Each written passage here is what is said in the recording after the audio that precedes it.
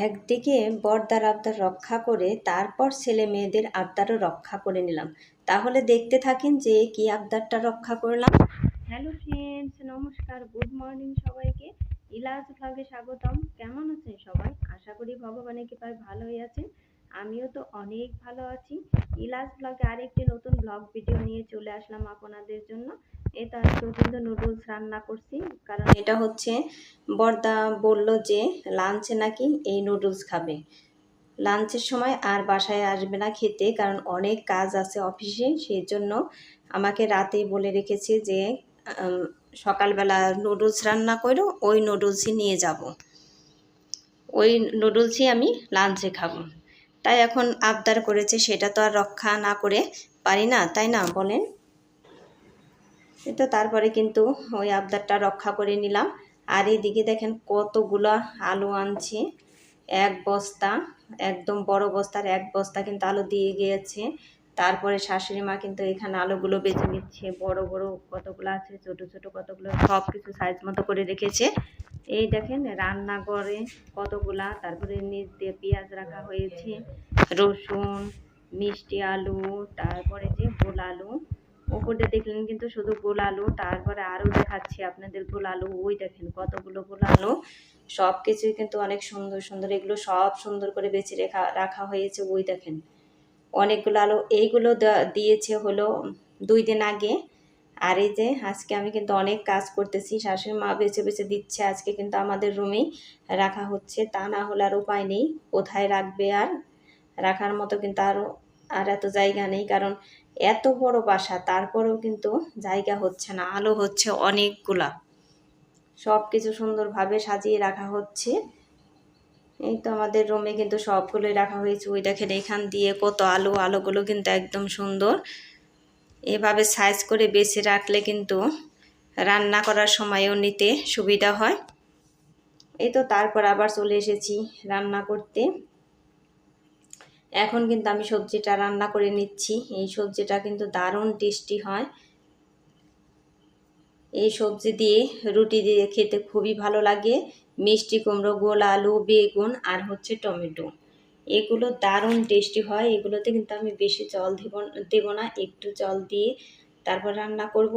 এটা আগে মিষ্টি কুমড়ো আর আলু দিয়ে দিয়েছি, এখন এই যে বেগুনগুলো দিয়ে দিব। বেগুনগুলো সুন্দর করে আমি ভেজে নিব, আর টমেটো আর একটু পরে দিয়ে দিব, কারণ টমেটো আগেই দিলে কিন্তু এগুলো আমার ভাজা হবে না। সেই জন্য আমি টমেটোগুলো একটু পরেই দিয়ে দিব।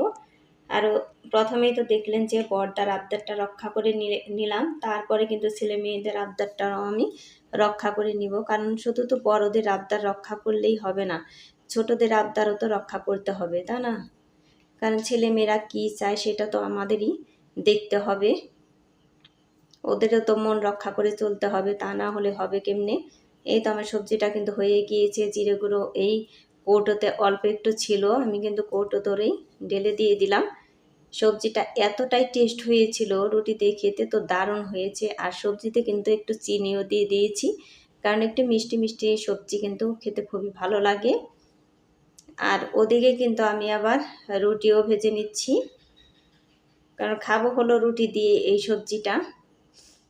আর নুডলস খাবে কিন্তু বড়দার ছেলে, এই দুইজনেই খাবে নুডলস, আর কেউ কিন্তু খাবে না নুডলস। আমাদের খেতে তেমন ভালো লাগে না। এই তো এই যে লাঞ্চের জন্য কিন্তু দিয়ে দিচ্ছি, 1 বাটি দিয়ে দিব। দুপুরে আর বাসায় আসবো না, সেই জন্য এই যে 1 বাটি ভরেই কিন্তু আমি দিয়ে দিব নুডলস। একদম ভরে দিব না, একটু ফাঁকা থাকবে। নুডলসটা কিন্তু খুবই টেস্টি হয়েছিল, আমি কিন্তু একটু খেয়েও দেখেছি নুডলস, খুবই ভালো হয়েছে। আর বড়দা আবার নুডলস খুবই পছন্দ করে, সেই জন্যই কিন্তু নিয়ে যেতে চাইছে নুডলস, আমি আর কিন্তু না করি নাই। সেই জন্য এই তো বাটিতে দিয়ে দিলাম। এখন বড়দা নিয়ে অফিসে যাবে। এই তো তারপর কিন্তু রান্না শুরু করে দিয়েছি। ছেলে মেয়েদের যে আবদার, সেই আবদার রক্ষা করতে হচ্ছে। ওরা আবার চিকেন পছন্দ করে, এই চিকেনটাই রান্না করছি। এদিকে আলুগুলো ভাজা হয়ে গিয়েছে, আলুগুলো এখন উঠিয়ে নিচ্ছি। আর বন্ধুরা, একটা লাইক দিয়ে আমার ভিডিওটি কন্টিনিউ করবেন। আপনাদের একটা লাইক আমার ভিডিওটিকে এগিয়ে যেতে সাহায্য করবে। ভিডিওটি স্কিপ না করে পুরোটাই দেখবেন, আশা করি ভগবানের কৃপায় ভালোই লাগবে।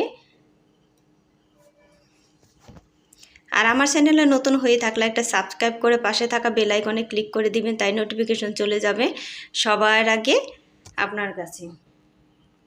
আর ভিডিওটি যদি একটুকু কোনো অংশে ভালো লেগে থাকে তাহলে কমেন্ট করে জানাবেন, আর বন্ধু হয়ে আমার পাশে থেকে যেতে পারেন। এই তো এখন চিকেনটাও আমি একটু ভালো করে রান্না করে নিব, কারণ চিকেন রান্না ভালো না হলে কিন্তু খেতে একদমই ভালো লাগবে না। আর আমাদের তো একদমই ভালো লাগে না, যদি একটু ভালো না হয় তাহলে তার মুখে ওগুলো যাবেই না। এরকম তো মনে হয় সবারই, কারণ সব কিছুই তো ভালোর দিক তো সবাই, তাই না? খারাপ হলে কে খেতে চায় বলেন? এই তো এখন আমি কিন্তু এই যে পেঁয়াজ টমেটো দিয়ে দিয়েছি, এগুলো ভালো করে ভেজে তারপরে ওই যে আদা রসুন পেঁয়াজ বেটে নিয়েছি ওগুলোও কিন্তু দিয়ে দিব। আর এদিকে চচ্চড়িটা রান্না করব। চচ্চড়ি হলো এই যে গুতুম মাছের চচ্চড়ি, আর একটা বেলে মাছ ছিল বড়, সেইটাই কিন্তু দেখাইলাম একটু হাত দিয়ে। এখন গুতুম মাছগুলো আমি একটু ভালো করে ভেজে নিব। আর বন্ধুরা, গুতুম মাছ কে কে চিনেন আর গুতুম মাছ কে কে কী নামে ডাকেন সেটাই বলবেন, কমেন্টে জানাবেন। আর আমার ভিডিও কিন্তু এখন একদমই বড় হচ্ছে না, কাজে দেখতে বেশি সময় লাগবে না, সবাই একটু কষ্ট করে দেখে নেবেন। এই তো এগুলো ভাজা হলেই কিন্তু আমি এটি দিয়ে দিব, তারপর মশলাপাতি দিয়ে নিব, মশলাপাতি দিয়ে মশলাগুলো কষিয়ে নিব।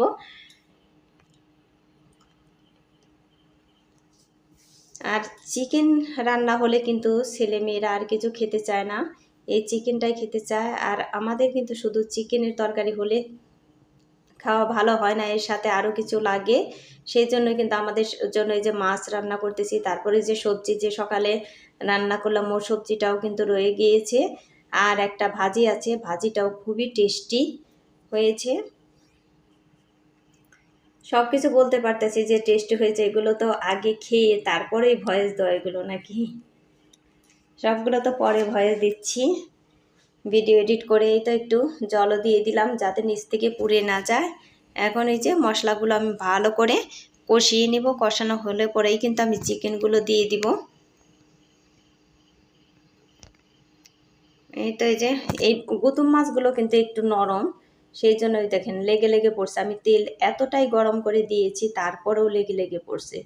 একদম সাবধানেই কিন্তু উল্টা পাল্টা করে নাড়া দিতে হচ্ছে, তা না হলে ভেঙে একদম মিশে যাবে। সেই জন্য একদমই আস্তে আস্তে এগুলো কিন্তু নাড়া দিয়ে নিলাম। আর গুতুম মাছ কিন্তু খেতে খুবই ভালো লাগে। আপনারা কে কে খেয়েছেন বা কে কে চিনেন তারা একটু কমেন্ট করে জানাবেন। এই তো আর বাকি যেগুলো আছে ওগুলো কিন্তু আমি ভেজে নিচ্ছি ভালো করে। ওদিকে তো মশলাপাতি কষানো হচ্ছে, তারপর চিকেনগুলোও কিন্তু আমি দিয়ে দিব। ওই দেখেন মশলাপাতি কষানো ওগুলো কিন্তু খুবই সুন্দর দেখা যাচ্ছে। এখন আমি চিকেনগুলো দিয়ে দিব আস্তে আস্তে সবগুলাই। আর সবাই বন্ধুরা সবাই একটু কষ্ট করে ভিডিওটা দেখে নেবেন, কেউ কিন্তু স্কিপ করে দেখবেন না, সবাই পুরোটাই দেখবেন, একটু ফুল ওয়াচ করে দিবেন, কারণ স্কিপ করে দেখলে তো ওই ভিডিও দেখার কোনো লাভ হবে না, ওয়াচ টাইমটা হবে না। সেই জন্য যে দেখবেন সবাই কিন্তু পুরোটাই দেখবেন। আর বন্ধুরা, যে আমার নতুন বন্ধু হবেন সে কিন্তু আমার যে ভিডিও দেখবেন পুরো ভিডিও দেখে তারপরেই কিন্তু কমেন্ট করে সাবস্ক্রাইব করবেন, তবেই ওই সাবস্ক্রাইব, কারণ কেউ যদি ভিডিও না দেখে শুধু সাবস্ক্রাইব কমেন্ট লাইক আর কমেন্ট এগুলো করে দেন তাহলে কিন্তু ওই সাবস্ক্রাইবার কোনো দাম নেই, ওই সাবস্ক্রাইবার কেটে নিয়ে কেউ কিন্তু এই ভুল কাজটা করবেন না। একটু কষ্ট হলেও এই কাজটা করতে পারি যে পুরো ভিডিও দেখে তারপরে সাবস্ক্রাইব কমেন্ট এগুলো করে দিতে পারি। একটু কষ্ট না করলে কি ওই সাবস্ক্রাইবার থাকে? ওই যে কথায় আছে না যে কষ্ট না করলে কৃষ্ট মেলে না, এইটাই হলো সেই কথা। একটু কষ্ট করে ভিডিওটা দেখে তারপরে কিন্তু আমরা কমেন্ট করে দিব, সাবস্ক্রাইব করে দিব, তবেই আমাদের ওই সাবস্ক্রাইবারটা থেকে যাবে। এই তো আমার মাছ ভাজা কিন্তু হয়ে গিয়েছে আপনাদের সাথে গল্প করতে করতে। তারপর এখন এই যে চচ্চড়ি রান্নাটাও শুরু করে দিয়েছি, এখন ঝোল দিয়ে দিচ্ছি। ঝোল আমার আর একটু লাগবে। আর চচ্চড়িটা রান্না করছি হলো আলু দাঁড়া বেগুন আর অর্ধেকটা করলা দিয়ে দিয়েছি। আর এরকম গরমে তো একটু করলা খেতেই হবে, একটু তিতা তিতা না খেলে তো ভালো লাগবে না। এই তো এই যে চিকেনও আমার কষানো কিন্তু হয়ে গিয়েছে। এখন আমি পরিমাণ মতো ঝোল দিয়ে দিচ্ছি। পরিমাণ মতো ঝোল দিয়েই কিন্তু তারপর আমি হাই ফ্লেমে জাল দিয়ে নিব, ঢাকনা দিয়ে ঢেকে। কালারটা কিন্তু সুন্দরই দেখা যাচ্ছে। তারপরে যে ভেজে রাখা আলুগুলো দিয়ে দিলাম। এখন জাল হতে থাকবে একদম হাই ফ্লেমে। আর এদিকে চচ্চড়িও তো প্রায় হয়েই গিয়েছে। এই তো রান্না বান্না সবই শেষ।